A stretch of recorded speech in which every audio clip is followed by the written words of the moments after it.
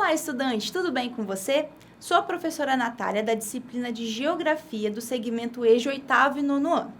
E na aula de hoje vamos falar sobre as principais características físicas e socioeconômicas da América Latina. Vamos lá? E para os professores e professoras que estão nos acompanhando, o objetivo da aula está voltado a compreender os principais aspectos físicos e socioeconômicos da América Latina, tendo como objetivo de aprendizagem desenvolver diferentes habilidades que permitam olhar o espaço usando procedimentos de pesquisa em geografia, com o eixo temático do mundo do trabalho. Objetivos entendidos, então vamos começar a aula. Mas antes, não se esqueça, estudante, de escanear o QR Code que está na sua tela e garantir a sua presença na aula de hoje. É muito importante a sua participação e interação na aula. Vamos começar diferenciando o espaço geográfico com a divisão das duas Américas que formam o continente americano, a América anglo-saxônica e a América Latina. A América anglo-saxônica é composta por Estados Unidos e Canadá, países que falam a língua inglesa. E a América Latina é composta por todos os países do México ao Chile, que compreendem as línguas neolatinas, que significam originárias do latim, como, por exemplo, o português e o espanhol. A América Latina pode ser dividida em América Central e a América do Sul. O que une e também delimita essas divisões da América é o Istmo do Panamá, onde istmo significa uma estreita faixa de terra que liga duas porções de terras maiores, exatamente a função de delimitação que o Panamá tem sobre essa forma de divisão das Américas. Já que conseguimos localizar as Américas e entender as regionalizações do seu espaço geográfico, podemos perceber que nós fazemos parte da América e, por isso, podemos sim dizer que somos americanos, latino-americanos ou sul-americanos, não é? Essa nossa identificação com o espaço que estamos inseridos é muito importante para que possamos compreender todas as dinâmicas que acontecem no mundo e valorizar a história, a cultura, a economia que estamos inseridos. Vamos compreender, então, aspectos físicos do espaço latino e perceber como eles são variados e diversos. Há diversos tipos de clima por toda a América Latina, e isso também influencia diretamente a diversidade vegetal que está bem relacionada ao clima. Como podemos ver no mapa, a linha do Equador ela perpassa por alguns países latinos e isso, entre outras características, influencia no clima da região. Países como Brasil, Venezuela, Equador e uma parte do Peru apresentam um clima equatorial e tropical, que é típico de lugares mais úmidos e quentes do planeta. Além da linha do Equador, as linhas dos trópicos também têm influência sobre o clima, delimitando áreas temperadas e de clima subtropical aos países que a ela perpassam, como, por exemplo, a Argentina e o Chile. As regiões de cadeias de montanhas apresentam menores temperaturas devido, entre outras coisas, à sua altitude. A Cordilheira dos Andes, ela se estende por quase todo o território dos países que estão mais ao litoral do Pacífico, além de apresentar um clima frio de montanha. Também estão presentes em outras regiões climas semiáridos e de deserto, predominando um clima mais seco. O deserto do Atacama é um exemplo de local desértico que está próximo à Cordilheira dos Andes. A Cordilheira dos Andes não é a única forma de relevo importante. Temos também a Serra Madre, que é um grande conjunto de montanhas que se estende por grande parte do território mexicano, além dos planaltos das Guianas, que é uma forma de relevo muito antiga e importante e onde está presente o Pico da Neblina, o pico mais alto do Brasil, com mais de 2.900 metros. Outra importante forma de relevo e hidrografia é a planície amazônica e a planície platina, que estão presentes nas áreas que compõem as duas principais bacias sul-americanas, que são a bacia do Rio Amazonas e a bacia do Rio da Prata, composto principalmente pelos rios Paraná, Paraguai e Uruguai, que compõem a planície platina, e que tem grande importância para a rota de navegação entre os países, além de serem fonte de recursos e de grande biodiversidade. A vegetação latino-americana está bem alinhada aos fatores climáticos dessas regiões. O mapa mostra grandes áreas de florestas tropicais e savanas tropicais, principalmente nos países próximos à linha do Equador. A vegetação de arbustos, de desertos, também está presente nas áreas de clima desértico, além da vegetação de montanhas que está presente na Cordilheira dos Andes. E aí, estudante? Espero que até aqui você tenha conseguido acompanhar bem a aula. E se você ainda não garantiu a sua participação na aula de hoje, não se esqueça de escanear pelo celular o QR Code que está na sua tela e preencher o formulário, ok?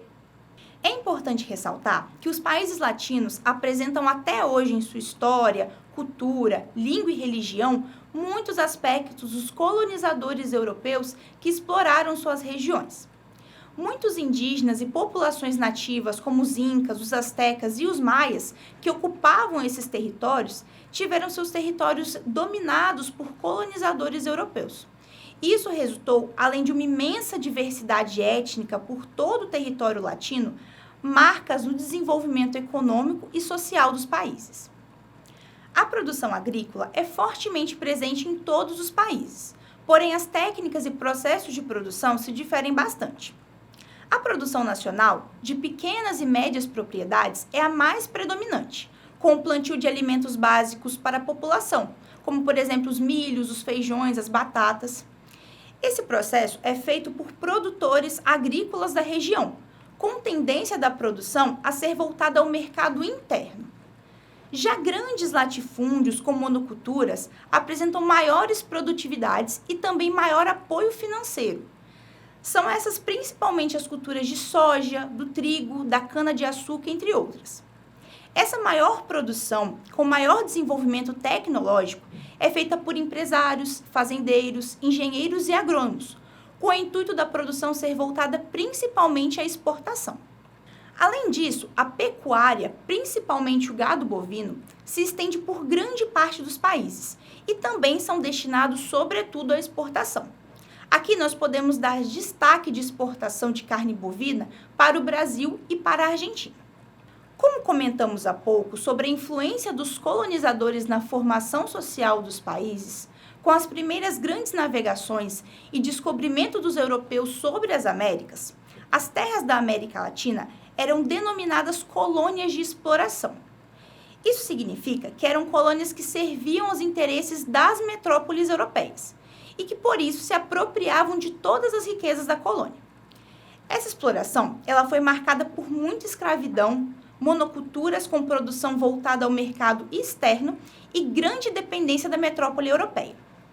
Essas características marcaram um atraso no desenvolvimento econômico, social e industrial de muitos países, além de contribuir para a distribuição desigual de terras agricultáveis e a concentração de terras nas mãos de poucos. Nas áreas urbanas, na maior parte das grandes metrópoles, como por exemplo a Cidade do México, no México, São Paulo, no Brasil e Buenos Aires, na Argentina, existiram grandes correntes migratórias no início do período da industrialização, fazendo com que as pessoas e as famílias deixassem as terras nas áreas rurais e fossem para as grandes cidades, em busca de melhores condições de vida e de empregos. Isso gerou um grande aumento da população em grandes capitais e metrópoles, além do crescimento e geração de grande desigualdade social e segregação urbana, que é o fator de separação das pessoas com menores condições financeiras das áreas mais centrais da cidade, obrigando-as a residirem em locais mais marginalizados e periféricos, já que muitos dos migrantes não conseguiram empregos formais e não tiveram a oportunidade ou também não quiseram voltar para suas terras. Isso significa que, assim como podemos ver no Brasil, outros países latinos sofrem com dilemas sociais de falta de emprego e baixa remuneração, com moradias em regiões periféricas e sem serviços básicos. A industrialização na América Latina foi um processo bem menor e mais tardio, se comparado aos outros países do mundo, e foi iniciado no início do século XX. Isso fez com que ainda houvesse muita dependência de produtos e serviços estrangeiros, principalmente os de gêneros tecnológicos, fazendo com que se perdesse a autonomia e a geração de riquezas nacionais. Grandes multinacionais estrangeiras, vindas da Europa, dos Estados Unidos e da China, se instalaram em países latino-americanos devido a custos menores de mão de obra, grande quantidade de matéria-prima para a produção, além de muitos incentivos fiscais, que forneceram a retirada ou diminuição dos impactos dados aos países estrangeiros para atrair indústrias e empresas internacionais. Agora vamos fazer uma atividade para ajudar a fixar o conteúdo estudado hoje. Bora lá? Atividade 1. Identifique o que caracteriza incorretamente a colonização na América Latina. Letra A. A colonização por exploração deixou marcas profundas nessa parte da América, entre as quais a excessiva concentração de terras. Letra B. O colonizador fixou-se à terra, criando uma produção para o mercado interno, responsável por um maior desenvolvimento industrial. Letra C. Países como México, Brasil e Argentina têm maior destaque industrial na América Latina. E letra D. O espanhol e o português são as línguas oficiais dominantes, embora existam alguns países que falam inglês e francês. Vou dar 30 segundinhos para vocês responderem a questão.